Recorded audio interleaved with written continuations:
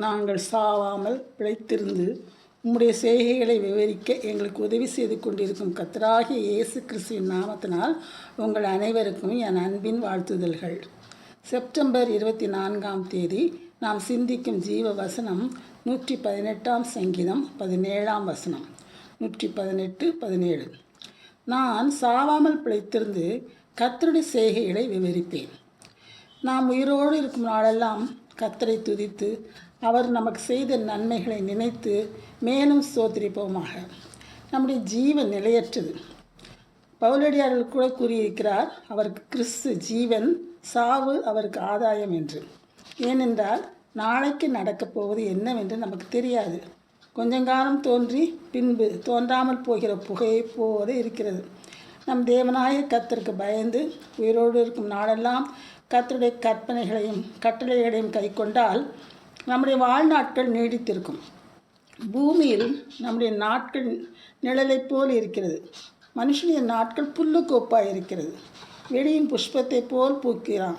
காற்று அதன் மேல் வீசினவுடன் அது இல்லாமல் போயிற்று. அது இருந்த இடமும் இனி அதை அறியாது. ஆகவே நம்முடைய நாட்களை நாம் அறிய மாட்டோம். நாட்கள் பொல்லாதவர்களானதால் காலத்தை பிரயோஜனப்படுத்தி கொள்ள வேண்டும். நாம் சாவாமல் பிழைத்திருப்பது கர்த்தருடைய சுத்த கிருபை. ஆகவே நாம் வாழும் நாட்களில் கர்த்தருடைய செய்கைகளை மற்றவர்களுக்கு விவரிக்க வேண்டும்.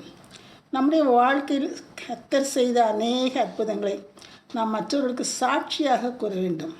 சிறு வயது முதல் வாலிப நாட்களில், நடுத்தர வயது காலத்தில், முதிர் வயதில் எப்படியெல்லாம் கர்த்தர் நம்மை பாதுகாத்து தப்புவித்து வழி நடத்தி வந்தார் என்பதை அவ்வப்பொழுது நினைத்து கர்த்தருக்கு நன்றி செலுத்த வேண்டும்.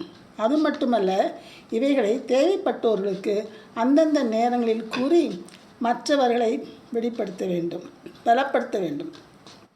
கர்த்தருடைய அருமையான செய்கையின் மூலம் நாம் எப்படி அவரை ருசித்து கொண்டிருக்கிறோமோ அவைகளை அவர்களும் ருசிக்க செய்ய வேண்டும்.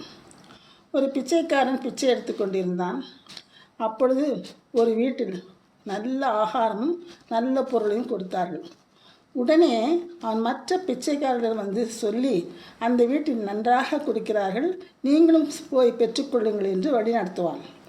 அதுபோல் நாமும் கர்த்தர் நமக்கு காண்பித்த அன்பு, கிருபை, தயவு, இரக்கங்களை கூறி மற்றவர்களை கர்த்தரண்டை ஈர்க்க வேண்டும். நாம் எப்படி அவரை சார்ந்து நிலைத்திருந்து தினம் வேதம் வாசித்து ஜெபித்து ஸ்தோத்திரிப்போ என்று போன்ற காரியங்களை செய்கின்றோமோ அவைகளை அவர்களும் பின்பற்ற செய்ய வேண்டும். நாம் இப்பொழுது கடைசி காலத்தில் வந்திருக்கிறோம். நமக்கு இலக்காக இருப்பது பரலோகத்தில் நாம் சேர்வதே. அதே போல் மற்றவர்களும் அநேக ஆத்துமாக்களும் கர்த்தரண்டை சேர்ந்து பரவசமடைய செய்ய வேண்டும். ஜெபம். ஆம் கர்த்தாவே, நாங்கள் உம்மிடத்திலிருந்து பெற்ற நன்மைகளை மற்றவர்களுக்கு அறிவித்து அவர்களும் உம்மிடத்திலிருந்து அநேக நன்மைகளை பெற உதவி செய்ய கிருபை செய்யும் சுவாமி. நான் பெற்ற இன்பம் இவ்வையகம் பெருக என்ற வாக்குக்குப்படி எங்கள் செயல்கள் இருக்க உதவி செய்யும் சுவாமி.